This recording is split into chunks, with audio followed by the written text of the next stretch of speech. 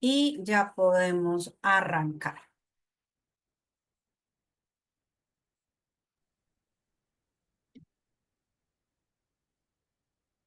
Listo.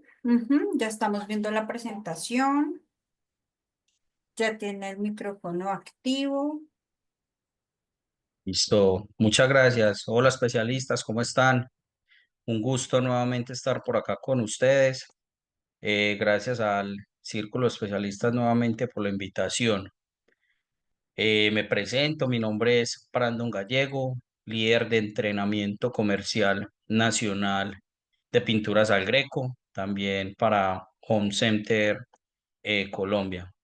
Voy a apagar entonces la camarita y vamos a iniciar entonces con la presentación.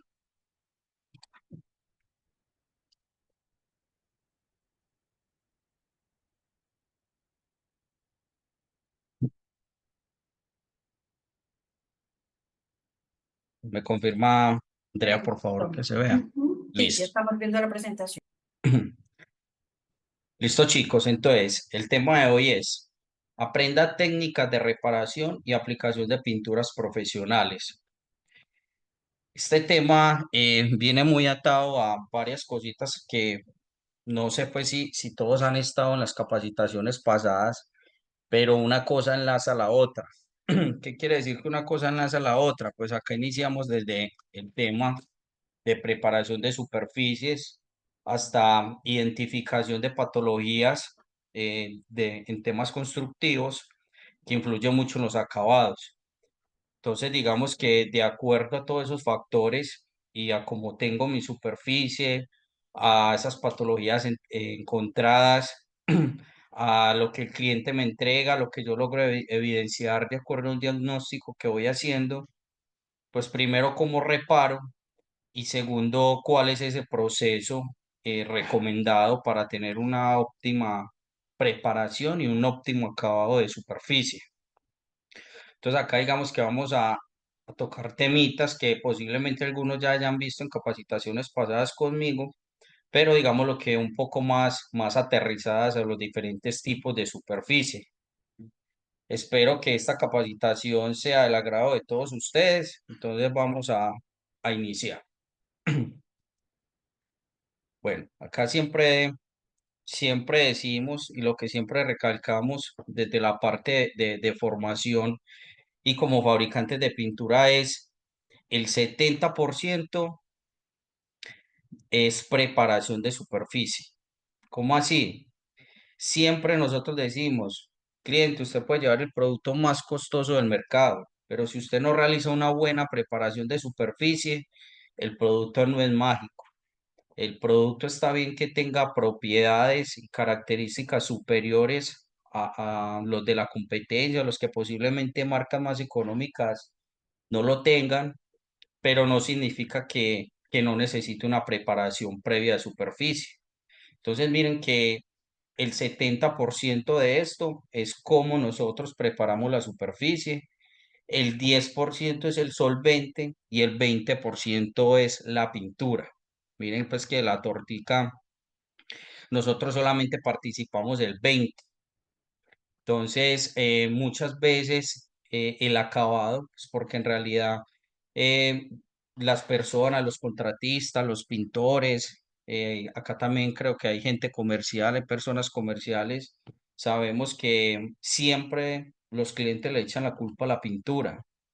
¿Por qué? Pues porque a la hora de la verdad nosotros somos pues el acabado, ¿cierto? Entonces, si digamos hubo un tema de un tubo que no se instaló bien, el tema de plomería, hay un tema de humedad, hay un descascaramiento de pintura, el cliente a quién le va a echar primero la culpa, a la pintura, ¿cierto?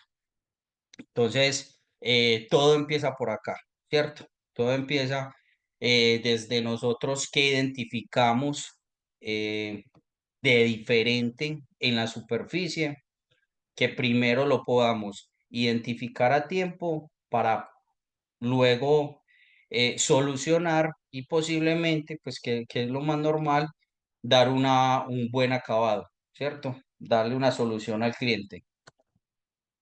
Estos son los tipos de superficies más comunes que nosotros vemos, que es el concreto, paredes, construcciones livianas. Acá tenemos todo el tema de drywall, superboard. Tenemos también las superficies de ladrillo, concreto que son los pisos, la madera y acero galvanizado. Acá digamos que vamos a tocar dos, tres slides por tipo de superficie. Vamos a dar unas breves técnicas y un resumen de cada una. Espero pues sea de todo su agrado. Entonces acá tenemos un croquis de ambas superficies, superficie en mampostería, superficie en sistema liviano, drywall o superboard. Su composición, no nos vamos a ir pues al detalle, pero digamos que es como lo más tradicional. Entonces un sistema de mampostería, ¿cierto? Todos sabemos que es un muro con bloques, con adobes, con ladrillos. Luego nosotros lo que hacemos es que aplicamos un estuco, un imprimante o fondeo y una pintura de acabado. Luego tenemos un sistema liviano, el cual se compone de una estructura, si es un muro, pues es una estructura diferente, si es un cielo, sabemos que es una estructura también diferente.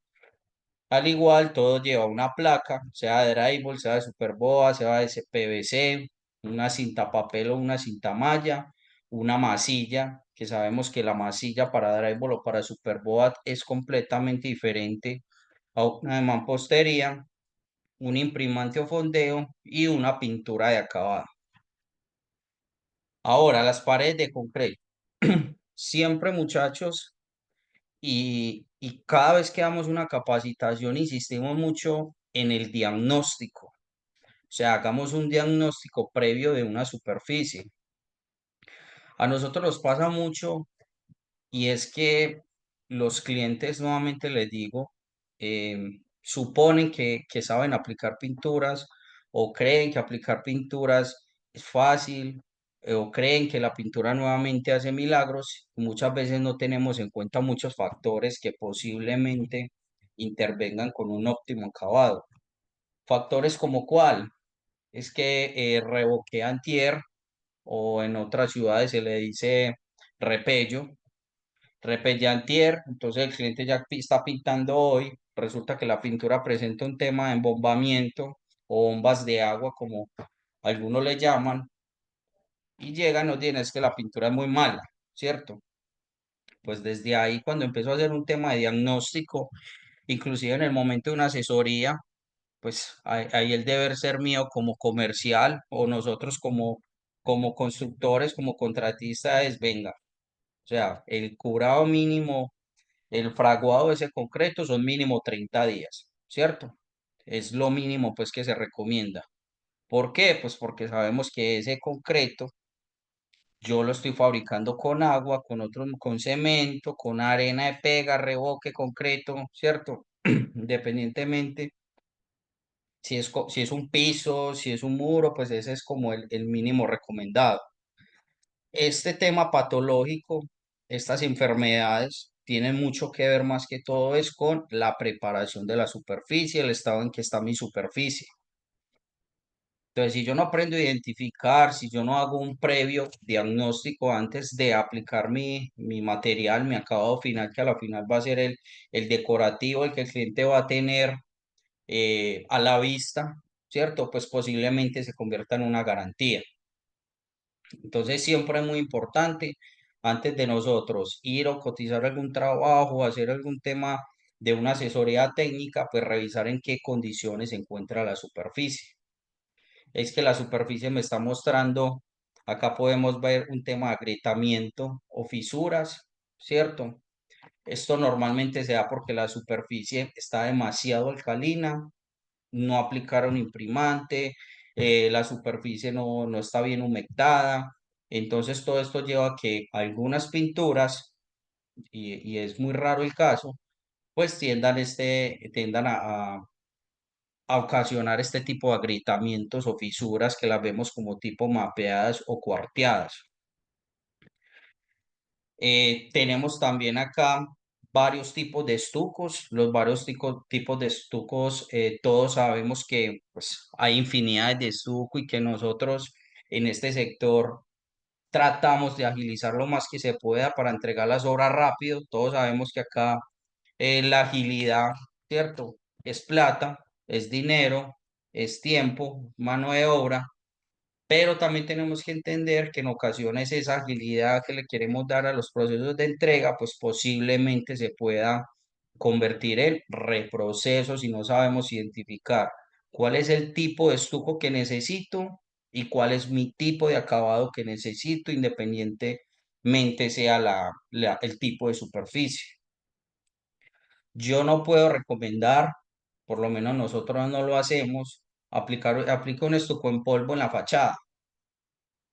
¿Por qué? Pues porque sabemos que el estuco en polvo a la final es un polvo, ¿cierto? Que no es resistente a la humedad, no es resistente al agua. Entonces, posiblemente el tema del agua lluvia, el tema de la intemperie, el tema de la humedad va a generar desprendimiento del estuco. Y en ocasiones el ente que dice es que como la pintura está de acabado, la mala la pintura. El malo es el pintor, el malo es la empresa que me aplicó la pintura. Entonces, normalmente, ¿y cuál es una de las ventajas de ese estuco en polvo? Una de las ventajas del estuco en polvo, y no es un secreto, pues para nosotros que estamos en este sector, es que nos facilita mucho el trabajo. ¿El trabajo en qué? Tiene un secado mucho más rápido, es mucho más fácil de lijar, es un estuco que hace mayor lleno que un estuco en plástico, ¿cierto? Pero tenemos que saber dónde y cómo lo trabajamos. Hay personas que lo utilizan en interiores para hacer lleno y pues es válido. Hay personas que lo que hacen es que el famoso envenenan el estuco. Maestros que me dicen, no, es que yo llevo este y este porque voy a envenenar el estuco. Envenenar el estuco, para los que no saben, es coger el estuco plástico y estuco en polvo y lo mezclan 1 a 1 o 2 a 1 y lo que hacen es que cogen propiedades del uno y el otro, pues que también es válido cuando se hace una buena mezcla. Y otra de las propiedades de este estuco en polvo es que nosotros literal en un día podemos estucar y pintar y se supone que vamos a tener un óptimo resultado. Les digo se supone porque pues no, en algunas ocasiones no nos resulta por el tema del fraguado, es que el ambiente no nos estaba ayudando con el secado del estuco. Entonces apliqué mi pintura y resulta que le pasé 2 veces el rodillo por ese estuco en polvo y el mismo rodillo se me traía la capa base. Es que esa pintura no me pegó, cuando en realidad es un tema de la base que es el estuco en polvo, entre otras. Propiedades del estuco plástico y el acrílico. Primero, pues son estucos que ya vienen listos, no tenemos que mezclar con nada. Es un estuco que es mucho más flexible. Entonces, si tenemos un movimiento de estructura, porque pues constantemente las estructuras, así nosotros no la percibamos, se están moviendo, están cediendo.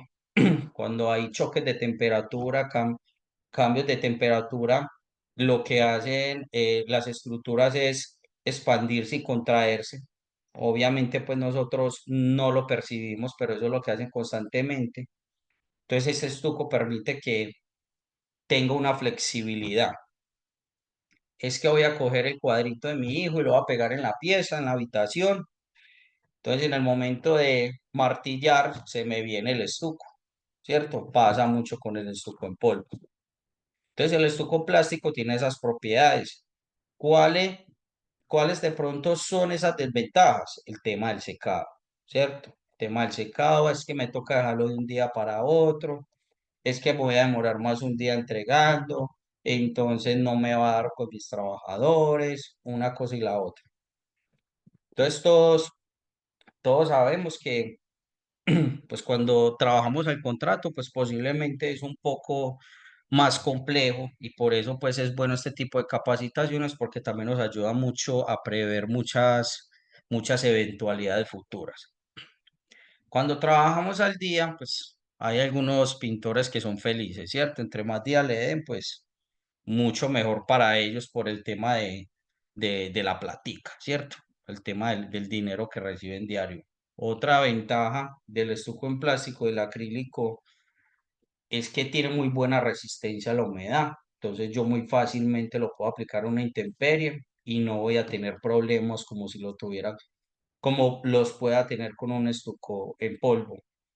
Entonces acá es muy bueno entender dónde y cuándo puedo utilizar estuco en polvo y dónde y cuándo puedo utilizar el estuco plástico. Pues porque si yo tengo un hueco demasiado grande, pues yo no lo puedo, no lo puedo sellar con un estuco plástico porque sabemos que inmediatamente se nos va a colgar. Entonces ya ahí lo que hacemos es que acudimos a mezclas, acudimos al estuco en polvo, podemos hacer varias técnicas que inclusive hay muchos maestros que lo hacen, es que también mezclan el estuco en polvo con acronal al 50, un poquito de agua, algunos dicen que le das propiedades de flexibilidad y todo es válido. Y muchas de las cosas que nosotros hemos aprendido pues ha sido de ustedes, ¿cierto? Entonces son temitas y tipsitos muy bacanos, pues que a la hora de la verdad a algunos les ha funcionado, ¿cierto? Y hay personas pues que conocen muy a la perfección todo este tipo de tips que pueden facilitar muchas veces los acabados. Las superficies en ladrillo. Las superficies en ladrillo, pues al igual que las superficies de concreto, también presentan unas patologías, digamos que muy normales, muy normales. ¿Por qué? Porque para una superficie en concreto, una superficie en ladrillo, es muy normal presentar mojo, hongo, eflorescencia, criptofluorescencia y todo este tema patológico o de enfermedades de la construcción va muy aterrizado al tema médico. Es muy normal una tos de una persona, es muy normal una gripa, ¿cierto?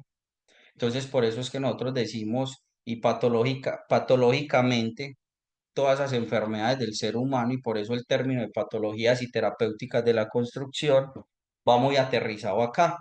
Es muy normal un hongo, un mojo, una fluorescencia, una criptofluorescencia, pero no es normal pues que no lo sepamos tratar porque posiblemente esa enfermedad pueda ir evolucionando, ¿cierto?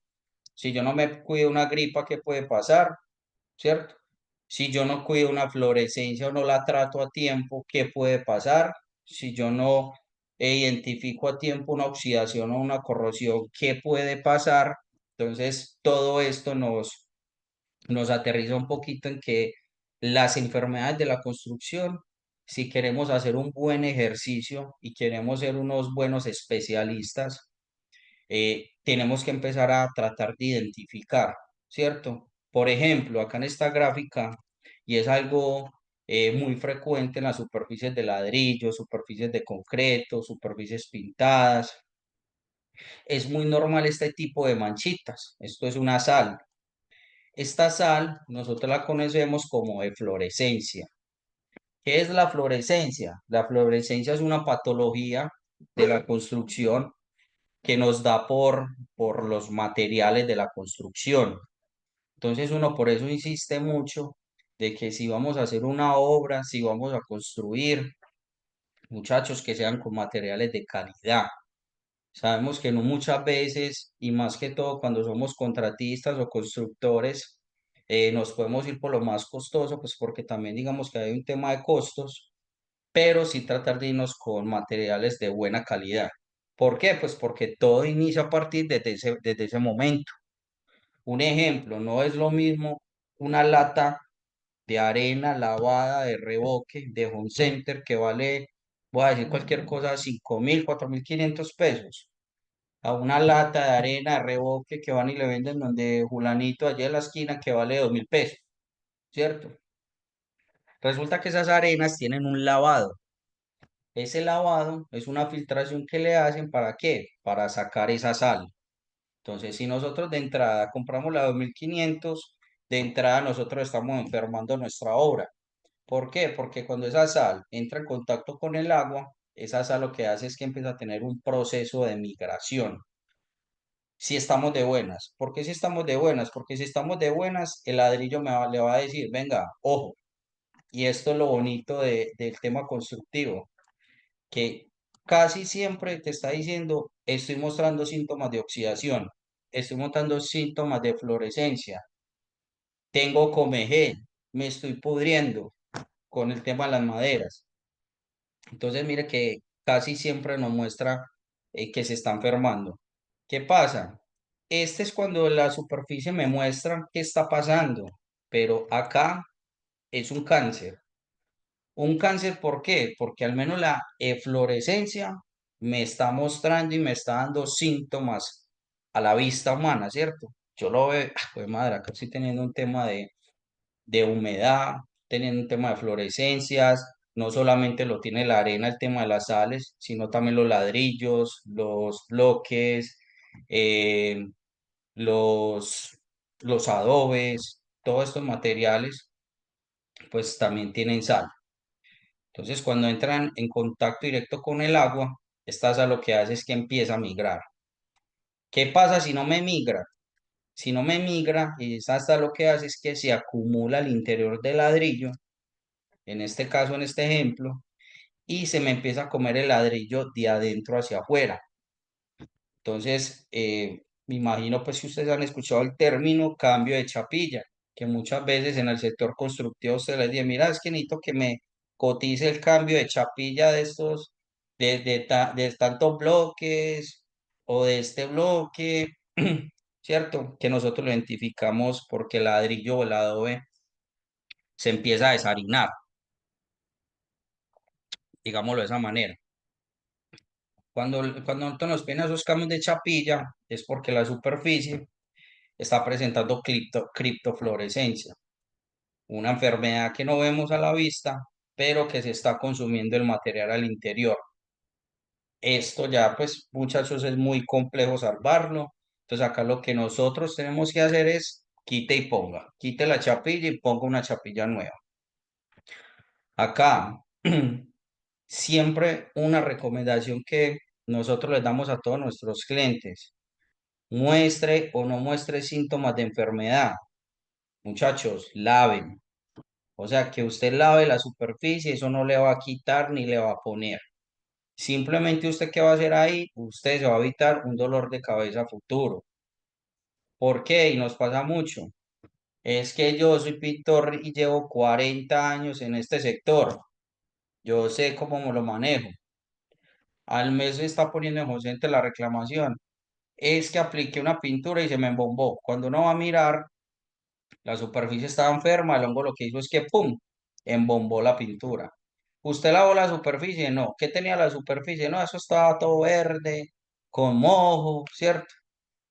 Entonces, tenga fluorescencia o no tenga fluorescencia, siempre es bueno lavar. ¿Cómo puedo lavar un ladrillo o un muro de concreto? Puede ser de miles maneras. ¿Cuáles son las maneras más caseras y más fáciles de hacerlo? Dos de agua por una hipoclorito o límpido, también le sirve. A 2 galones de agua, un ejemplo, le voy a echar un galoncito de límpido, cojo con una escobita, lo aplico sobre la superficie, dejo actuar de 30 a 40 minutos. Lo que va a hacer esa mezcla es que se la va a absorber mi ladrillo o mi adobe, mi concreto. Internamente, si tengo criptofluorescencia, es lo que va a hacer es que se la va a consumir. Pasados los 30 40 minutos, enjuago con abundante agua y apenas esté bien seca la superficie, ahí sí puedo proceder a tratarla, a pintarla, a ponerle un hidrófugo, a ponerle qué tipo embarnizado, que quiero pintar los bocadillitos con color ladrillo, no sé qué. Es que no, eso lleva 10 años ahí, entonces como lleva 10 años y yo lo veo muy bonito, no, eso no está enfermo, voy a pintar. Hay personas, vuelvo y le digo, que son de buenas y les muestra que está enfermo. Hay personas que simplemente se les empieza a caer los pedazos de ladrillo o de adobe. Entonces, esto, pues es muy bueno que lo tengamos en el radar porque de acá y hemos tenido muchos casos en que han colapsado muros por enfermedades como la criptofluorescencia avanzada que no fue detectada a tiempo. Entonces, si a mí se me vienen 4 o 5 ladrillos de la mitad de un muro, pues posiblemente se me caiga un pedazo grande de la superficie, que puede ocasionar un accidente ¿cierto? Puede ocasionar muchas cosas. Entonces, digamos que con esto nosotros nos podemos evitar dolores de cabeza a futuro. Acá lo que les decía, primero debo de lavar muy bien mi ladrillo, sea con hipoclorito, sea con ácido, puede ser 10% de ácido muriático sobre el total de agua, también puede ser una opción, 30 a 40 minutos, no se recomienda dejar más tiempo porque pues posiblemente te empiece a quemar el ladrillo, no se recomienda 2 a 1 con ácido, tampoco porque el ladrillo también se puede quemar. Simplemente el 10% sobre el total de agua. ¿Cómo reparo las grietas en las paredes? Puede ser con la silicona de preferencia de ustedes, ojalá en poliuretano o acrílica, que son las más flexibles, ¿cierto? Si van a hacer un tema de pintura, pues se tienen que cerciorar que sean siliconas pintables, ¿cierto? Que las puedan pintar sin problema. O si van a hacer un tema de aplicación de hidrófugos, pues que también sea una silicona, pues que sea transparente, que no te vaya a ver la grieta muy fea, pues ahí, que se note pues como el parche y que permita que el hidrófugo pues se pegue correctamente. Ahora acá chicos, acá pues ahí rápidamente les voy a contar una experiencia que nos pasó hace poco. Hay que tener muy claro qué quiero yo aplicar en la superficie. Porque hay que tener muy claro qué quiero yo aplicar en la superficie. Porque es que hay clientes, y nos pasaba hace poco, un cliente que tenía una casa finca, eso fue un caso en Bucaramanga, el cliente decía, no, es que yo voy a aplicar un hidrófugo de 7 10 años de garantía en mi finca, lo iba a aplicar en febrero, pero en diciembre le iba a aplicar, lo quería pintar, que para fiestas de fin de año. Yo le decía, usted tiene claro que para quitar un hidrófugo, mejor dicho, eso es el chicharrón y más a un año, o sea, menos de un año. Todos sabemos que el hidrófugo, pues, es muy recomendado, edificios, ¿cierto? Pues porque son, para uno hacerle un mantenimiento a un edificio, pues no lo va a hacer cada año, y menos a una fachada, y ojalá pues lo pudiera hacer. Pero pues para un edificio o ese tipo de superficies, pues normalmente eso se hace cada 3, 4, 5 años, eso dependiendo pues la administración del edificio. Pero si yo como cliente o nosotros como constructores, un cliente nos dice, es que quiero aplicar un hidrófugo en febrero, pero quiero pintar en diciembre, adivinen qué va a hacer el hidrófugo, no les va a dejar pegar la pintura en diciembre. Entonces ahí es donde empieza el cliente a levantar la mano y venga, es que esa pintura no pega. Ahí nos toca hacer qué. Venga, usted que le aplicó hace tiempo. Le apliqué un hidrófugo, es que el hidrófugo primero es un hidrorrepelente. Entonces él va a hacer lo mismo que hace con el agua. Le va a hidrorepeler el agua, ¿cierto? Se la va a repelar. Eso mismo va a hacer con la pintura. Entonces, si usted mejor quiere conservar la vida del ladrillo y en diciembre quiere hacer un mantenimiento, pues aplique otro tipo de productos.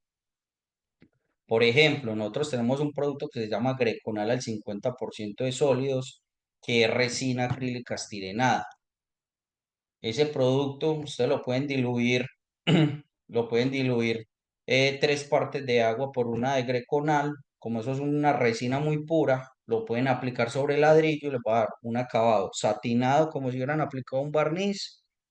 Les va a formar película, entonces lo pueden retirar en el momento que ustedes quieran. Y fuera de eso, si no lo quieren retirar, al ser un aglutinante, en vez de repelar la pintura de acabado, antes les va a hacer un puente entre la superficie y la pintura. Entonces, por eso es muy bueno identificar mi cliente que quiere a corto, mediano y largo plazo para no cometer errores.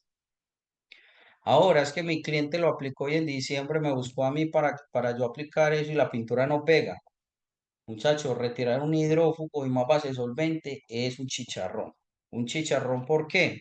Porque eso le toca a uno tirarle thinner desengrasante a lo loco.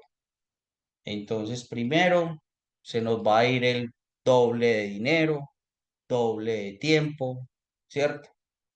Entonces, vuelvo e insisto, diagnosticar, identificar qué quiere mi cliente antes de recomendar algún tipo de material.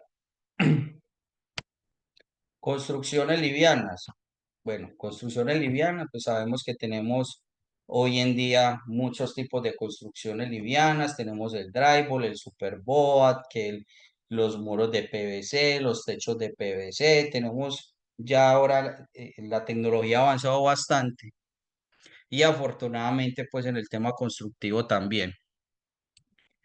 Acá pues digamos que vamos a repasar un poco los dos tipos de superficie más comunes, pues que es el drywall y el superboard. ¿Qué es el drywall? Pues el drywall es una placa de yeso prensada con dos capas de cartón. Tenemos dos tipos de drywall. Está el drywall estándar, que es el drywall tradicional, que la placa está como a 44, 45.000 pesos. El drywall estándar solamente es uso interior. Es que voy a hacer una fachada en drywall, no se recomienda. ¿Por qué? Porque eso le cae agua, eso se infla y chao, ¿cierto? Se me fue mi placa de drywall. Tenemos el otro tipo de drywall que es el RH, ¿cierto? Ese tipo de placas de drywall es un drywall que es especializado para zonas húmedas.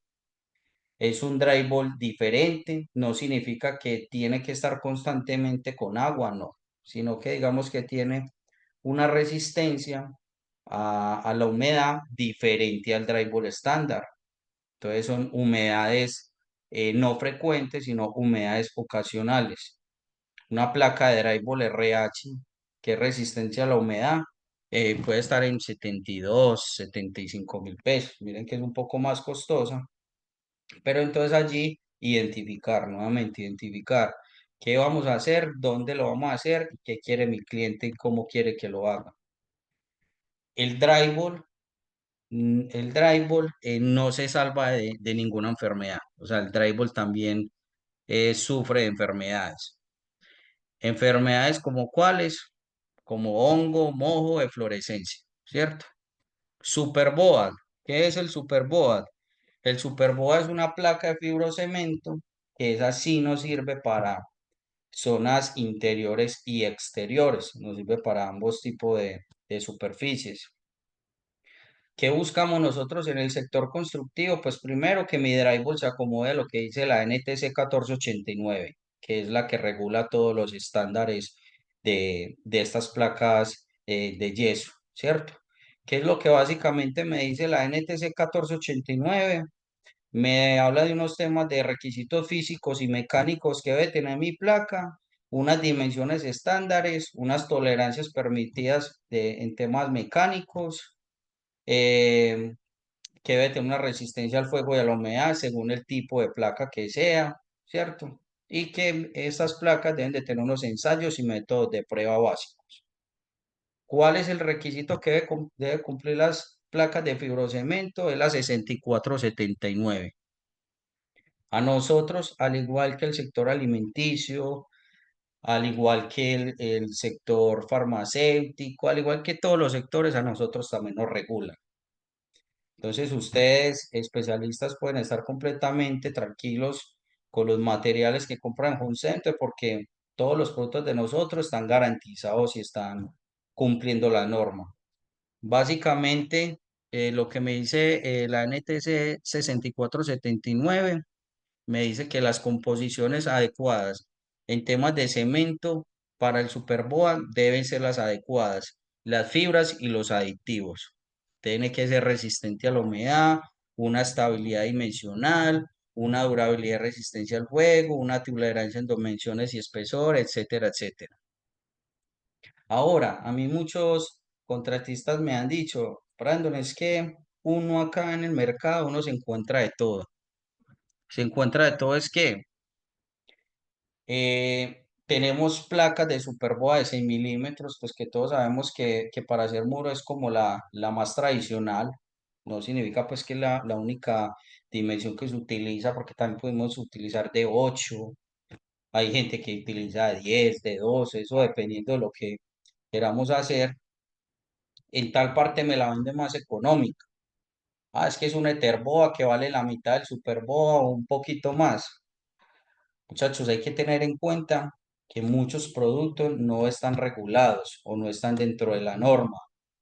Normalmente esos productos que son tan económicos tienen un agente contaminante que se llama asbesto, ¿cierto? Ese asbesto es cancerígeno. El asbesto puede provocar enfermedades. Por ejemplo, una de ellas es una enfermedad que se llama asbestosis, que es una enfermedad pulmonar crónica. Esa enfermedad se tarda de 10 a 20 años en manifestarse. Por eso hay constructoras y más que todo pasa cuando estamos en un tema de licitaciones con el Estado o inclusive particulares que nos piden X requerimientos con el tema del drywall de Superboa. ¿Por qué? Pues porque lo que estamos haciendo hoy en día es tratar de aportar a todo ese tema de la no contaminación. Listo, entonces, ¿cómo puedo tratar de una enfermedad en una placa de drywall, en una de Superboa? Igual, ¿cierto? Si yo identifico, más que todo en los baños que vemos muchas veces que hacemos cielo falso, y veo un tema de formación de hongos o mojo, pues lo que puedo hacer es no empapar la papa, la tapa como tal, la placa, perdón, sino con un trapito húmedo, igual en la mezcla, dos de agua, un hipoclorito, meto mi trapito, lo escurro y lo dejo húmedo y paso con cuidado la mano sobre la superficie, ¿cierto? La dejo 30 40 minutos y luego con mi trapito, pero ya solamente con agüita trato de retirar esa capa. Ahí lo que estoy haciendo es que estoy eliminando esa formación de honguito, mojo de fluorescencia de raíz. Y ya luego puedo aplicarme acabado. Normalmente esas patologías que se dan en zonas húmedas, en el Superboa o en el drywall, es porque hay, o sea, hay miles de razones por las que uno puede decir. Las más comunes es humedad por condensación, que la humedad por condensación es cuando eh, pasa mi agua de estado gaseoso a estado líquido. Entonces yo me baño, prendo la ducha, salgo y me miro al espejo y ese espejo es sudando, ¿cierto? ¿Es por qué? Pues porque esa agua pasó de un estado gaseoso a un estado líquido y cuando yo no tengo la suficiente ventilación, lo que puede pasar es que me empieza a crear unas enfermedades que a futuro van avanzando. Cuando yo tengo una enfermedad avanzada en una placa de drywall, pues a futuro lo que voy a hacer es corte el pedazo, quite y ponga, ¿cierto? ¿Cuáles son las técnicas?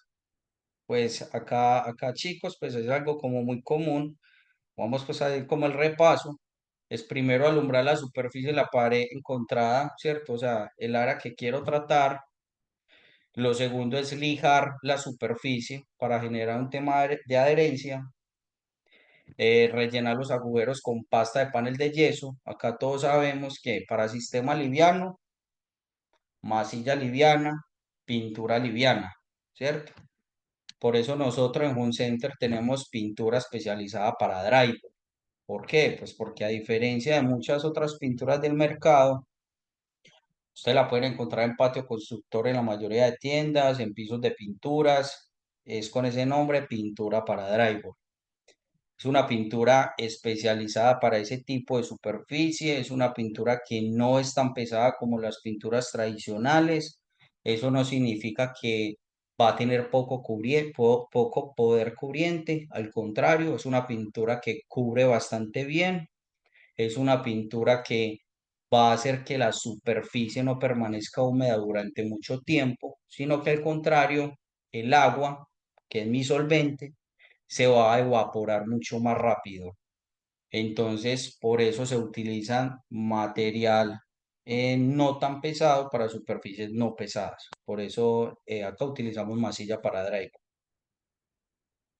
¿Cierto? Cuando nosotros hacemos eso, pues lo que siempre recomendamos es luego de masillar, encintar con cinta papel, cinta drywall, todo depende de la cinta con la que el maestro, el masillador que pues son las personas que conocen la técnica y saben qué tipo de cinta utilizar, pues prefieran.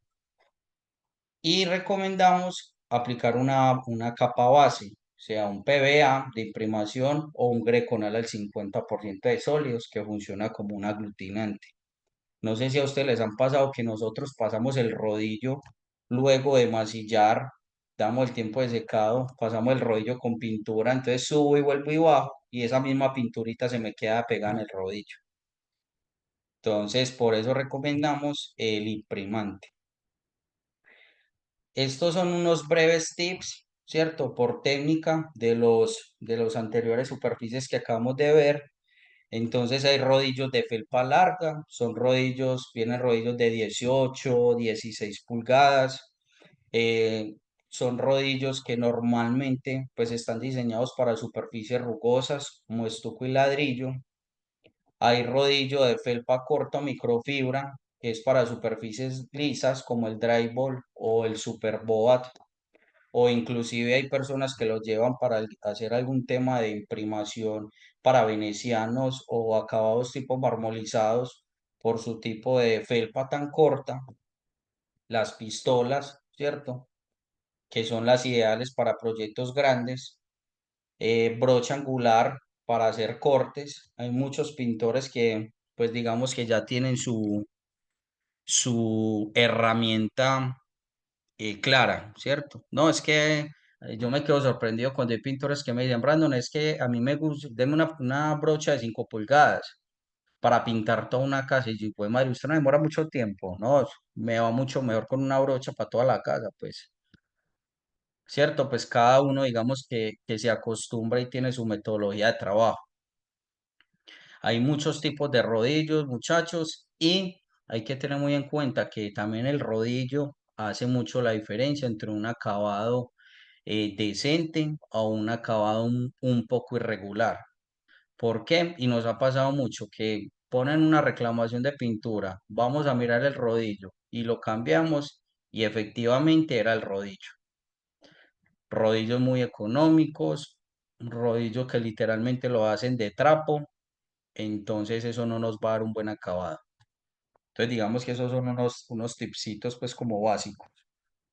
Ahora acá vamos a entrar al tema metales. Metales, al igual que el resto de superficies anteriores, los metales tienen una preparación adecuada de superficie. Y como todos sabemos acá me imagino que hay ingenieros, arquitectos, maestros de obra, pintores, ¿cierto? Cuando nosotros hacemos algún proceso constructivo, siempre debemos preparar la superficie, sea en el momento de hacer una cimentación hasta el momento de iniciar a hacer un tema de zapatas aisladas, zapatas corridas, etcétera, ¿cierto? Para mi proceso constructivo. Yo no puedo llegar, excavar y empiece a montar columnas y vigas y hágalo y empiece a construir, no, pues porque a la hora de la verdad va a ser una obra muy irregular en todos los sentidos. Entonces, mi superficie metálica, ¿yo qué voy a hacer? Yo primero debo identificar qué tipo de superficie es. ¿Cómo así que identificar qué tipo de superficie es? Si es un ferroso o un no ferroso. Pero es que eso es muy complicado. ¿Qué es un ferroso y qué no es un ferroso? Un no ferroso. Bueno, un ferroso son todos aquellos metales que dentro de su composición química tiene hierro. ¿Cómo así? Normalmente son esos tipos de superficies que son un poco rugosas, ¿cierto? Que nosotros le pasamos la mano y pues a la vista se ve que tiene un perfil de anclaje. Todas las pinturas, chicos, necesitan rugosidad para poderse adherir, ¿cierto? Si yo tengo, por ejemplo, un aluminio, un bronce, un zinc, un cobre, son superficies que son demasiado lisas.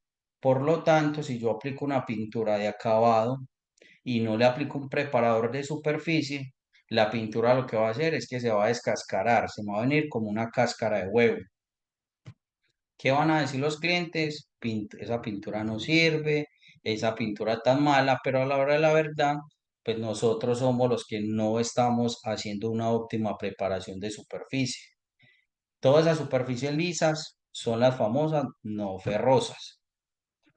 Luego, ¿qué voy a hacer? Luego debo identificar si es un mantenimiento o si es una superficie nueva. ¿Por qué? Si es un mantenimiento, debo hacer un diagnóstico previo de cómo está la superficie. Si es una superficie nueva, pues para mí, personalmente, me parece mucho mejor tratar una superficie nueva a tratar una superficie ya usada. ¿Por qué? Porque si usted una superficie usada, usted no sabe qué tiene detrás. Y va, chicos, imagino que a ustedes también les ha tocado. A mí me ha tocado clientes que ha tocado retirar hasta 10 11 capas de pintura vieja. Entonces llega el cliente y dice, no, es que resulta que el año pasado mi mamá pintó verde bronce, pero el año antepasado pintó negro, pero el año siguiente pintó blanco, y eso tiene capas de ahí para atrás. Y va uno y empiece a pelar, y mejor dicho, tiene hasta 10 capas de pintura porque hace más de 10 años llevan pintando sobre una capa sobre la otra. ¿Qué debemos hacer para garantizar un óptimo acabado? Pues lo ideal, y ojalá todos los clientes pudieran, pele eso, ¿cierto? ¿Por qué? Porque es que si yo pinto sobre una superficie que está deteriorada, lo que va a pasar es que puedo llevar el producto más fino del mercado, pero si mi base se me viene todo de ahí para abajo. Entonces ahí estoy perdiendo la plata. Mientras que si es una superficie nueva, pues es mucho más fácil de yo mismo tratarla, yo mismo mirar qué le voy a poner de base de acuerdo a qué condiciones va a estar ese tipo de superficie. La mayoría de veces, y si ustedes, por ejemplo, van a un center, a patio constructor o donde ustedes compran el hierro, ustedes ven que el hierro crudo viene como con un aceitico, como con una grasita. Esa grasita es la que le aplican todas estas empresas que se dedican a todo el tema de fabricación y, procesos metalúrgicos. Son los que derriten el hierro, son los que hacen aleaciones. Esa grasita es un anticorrosivo provisional que ellos le aplican. ¿Cómo así que provisional? Si ellos lo que hacen es que untan la superficie metálica de ese aceitico, grasita, ¿para qué? Para que mientras un center lo tenga en patio constructor, no se vaya a oxidar. Mientras lo tiene ahí provisional, no significa que el cliente llegó y no, es como tiene aceitico, ya no. Uno que debe hacer, va, tiene el desengrasante, eh, un trapo o lleva un trapito o estopita, retira ese aceitico, ¿cierto? Y ya empieza un proceso de tratamiento profesional de la superficie, una base anticorrosiva, un acabado, ¿cierto? En un tema de un metal ferroso. Nos pasa mucho que con esta nueva tecnología de proceso constructivo, que es los perfiles de placa fácil con los bloquelones. Entonces el cliente va, se lleva su perfil de placa fácil, lo instala y a los 6 meses es que se me está oxidando. ¿Usted no lo pintó antes de? No, apenas lo voy a pintar. Muchachos, lo más recomendable es antes de montar un perfil, límpielo bien, aplíquele el anticorrosivo y montenlo listo. Porque eso a los 3 4 meses eso se les va a empezar a oxidar. ¿Qué pasa si yo tengo una superficie oxidada, una superficie que no controlé y con el tiempo empieza a tener un proceso de corrosión? Lo que puede pasar es que me puede ceder la superficie. Entonces, ¿qué pasa si hay una corrosión en un perfil y se me viene? Se me puede caer el segundo piso, se me puede caer el tercer piso y mejor dicho el chicharrón, ¿cierto? Entonces, miren que nosotros muchas veces no identificamos todo ese tipo de cosas, pero son cosas que son mínimas, pero que a la hora de la verdad se vuelven algo demasiado grande. Mira lo que pasó con el Space, un edificio que se cayó. ¿Por qué? Procesos corrosivos demasiado acelerados, esas enfermedades que tenían todo eso, todo ese hierro eran anormales. ¿Por qué? Materiales que compraron por muy bajos costos, eh, empresas que no garantizaban un buen tratamiento de superficies.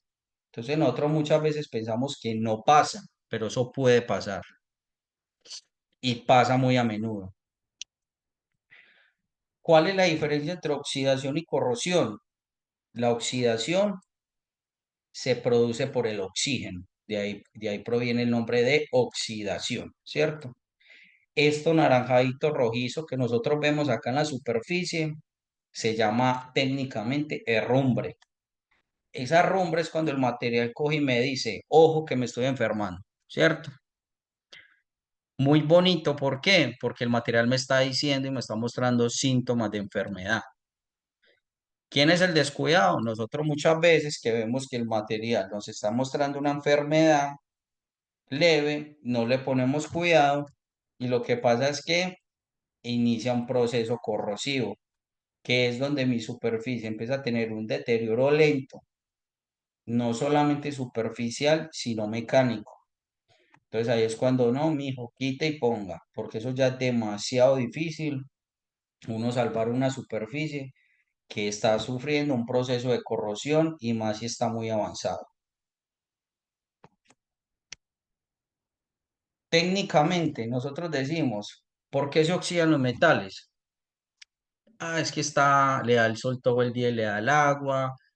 Es que estamos en la costa, entonces en la costa por el tema del clima, el proceso de oxidación es mucho más rápido. Es que no aplique una base anticorrosiva, entonces se está oxidando. Es que le da el agua, es que una cosa, es que la otra, ¿cierto? Puede pasar muchas cosas y es totalmente válido, que es lo más común por lo cual una superficie se oxida, ¿cierto? Pero cuando nosotros vamos, muchachos, a un microscopio, nosotros qué vemos, y esto es algo un poco más técnico, pero bacano que lo sepan, ¿cierto? ¿Por qué? Les voy a explicar acá rápidamente, y esto es un proceso químico que normalmente sufren las superficies metálicas. Esto es un ion y estos son electrones, ¿cierto? Esto es química básica, cuando nosotros estamos por ahí sexto, séptimo, que no poníamos la mayoría de cuidado en clase de química. Pero miren que pues literalmente pues nosotros que estamos en este mundo de la construcción pues lo vivimos, ¿cierto? ¿Qué pasa? Estos dos lo que hacen es que me protegen este ion. Entonces estos dos mantienen dando vuelticas, ¿cierto? Cuidándome en este ion.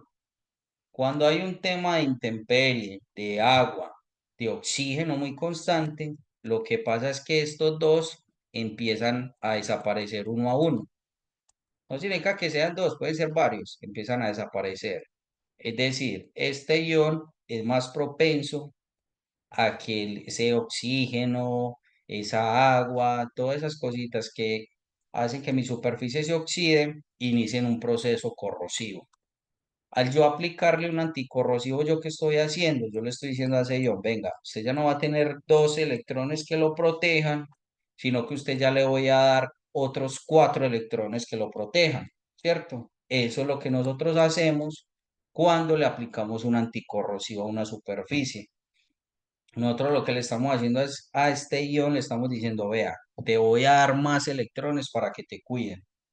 Entonces, técnicamente, químicamente, una superficie se oxida por pérdida de electrones. Entonces, algunos de los constructores, algunas personas que conocen bastante, no llegan a una tienda a pedir anticorrosivo, sino que llegan y dicen, es que necesito fosfato de zinc, que me imagino que muchos de ustedes conocen el término. Fosfato de zinc, muchachos, es el pigmento con el que se fabrican todos los anticorrosivos. Es decir, esa es la materia prima principal de una base anticorrosiva. Entonces, siempre que nosotros vayamos a tratar una superficie nueva, base anticorrosiva. ¿Listo? Que 3 en uno, que 4 en uno, que 5 en uno, que no sé qué, muchachos. Siempre lo más recomendable es base anticorrosiva y de ahí para allá lo que ustedes le quieran aplicar.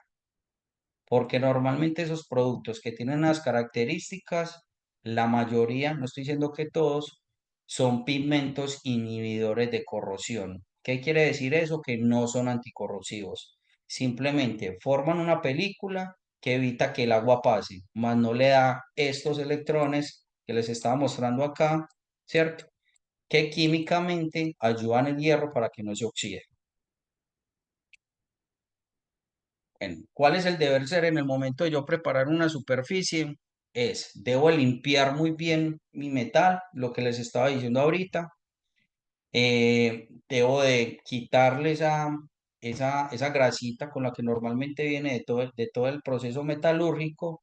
Aplico mi base anticorrosiva y aplico mi acabado, que es muy importante identificar en dónde lo voy a aplicar y qué producto lo voy a aplicar. ¿Por qué? Porque yo no puedo aplicar una base anticorrosiva que el fabricante está recomendando para una puertica de una ventana en un piso de mi empresa, ¿cierto?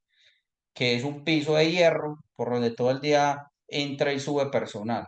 Pues porque, ¿qué va a pasar? No me va a dar la misma garantía. Ahí que puedo recomendar un anticorrosivo industrial, un anticorrosivo epóxico, un acabado epóxico si es en interior, que es lo único que me va a permitir que y me va a aguantar que ese tráfico pesado. Es que tengo una superficie no ferrosa, que es una superficie que muestra a simple vista un poco poder de adherencia. Debo aplicar los famosos wax primer o cromato de zinc, como lo conocen algunos. Se le dice cromato también por el tipo de pigmento que tiene. Este pigmento llamado cromato de zinc lo que hace es que abre porosidad a la superficie para que se ancle. Entonces acá una técnica, muchachos, que puede agilizar mucho el proceso constructivo o el proceso de acabado es aplicar productos que cumplan dos funciones. Por ejemplo, nosotros manejamos un producto de Home Center que se llama OTS. El OTS es wash primer y es anticorrosivo. Entonces hace dos funciones en un solo producto. Cromato y fosfato, una mezcla de los dos. Recuerden, cromato para generar adherencia, fosfato para tener propiedades anticorrosivas. Normalmente, ¿qué tiene que hacer el cliente? Lleve el cromato aparte, espere 4 o 6 horas o en su defecto 8 horas, dependiendo la temperatura ambiente, luego anticorrosivo, luego acabado. Entonces, miren que es un proceso más lento, mucho más dinero, mucho más tiempo, que a la final pues no lo podemos ahorrar con ese tipo de productos industriales. Esto básicamente es un wash primer. Los wash primer por naturaleza son verde oliva. La mayoría de wash primer que usted encuentra en el mercado son verde oliva.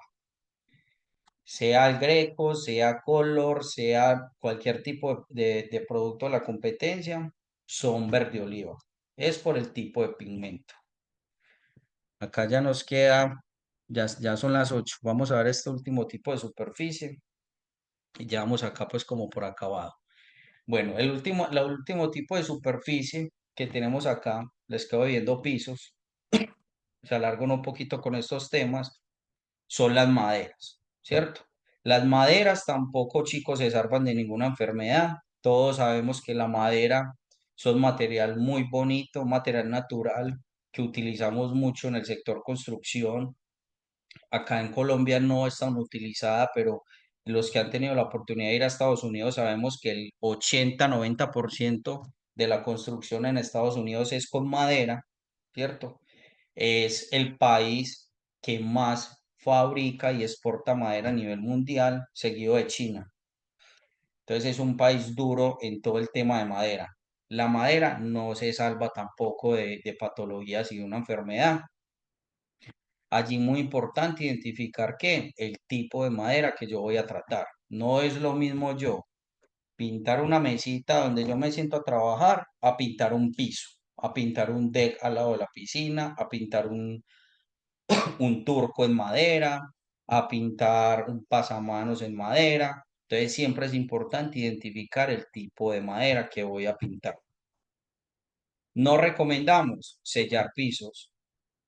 ¿Por qué? Porque es que un piso en madera debe ser flexible. ¿Por qué? Porque es que el tema del tráfico, ese tráfico constante, lo que va a hacer es que me va a contraer y estirar la madera. Lo mismo pasa cuando hay cambios de climas. que son los famosos choques térmicos. A todos nos ha pasado que cuando tenemos la casa en tablilla, que somos dormidos y por la noche la tablilla traquea, es porque sufre ese proceso. Es un proceso totalmente natural. Entonces, ¿qué pasa? Si yo cojo y aprieto mi madera, porque literal cuando yo la sello la estoy apretando, yo estoy impidiendo que mi madera respire. Pues como yo estoy impidiendo que la madera respire, eso se me va a transformar en ¿qué? Se me empieza a reventar la madera. Entonces empiezo a dar pedacitos de madera que se me abren, grieticas en la madera, ¿cierto? Lo que va a ocasionar un ¿qué? Un deterioro lento de mi superficie. Hay varios tipos de maderas. Las maderas duras normalmente proceden de una hoja que nosotros llamamos caduca, que es la hojita roja, tipo naranjada, y las maderas blandas son las procedentes de la hoja perenne, ¿cierto? Que son estas hojitas verdosas. Listo, chicos, pues digamos ya son las 8. Paremos ahí. No sé si tienen alguna pregunta. Vamos a leer por acá.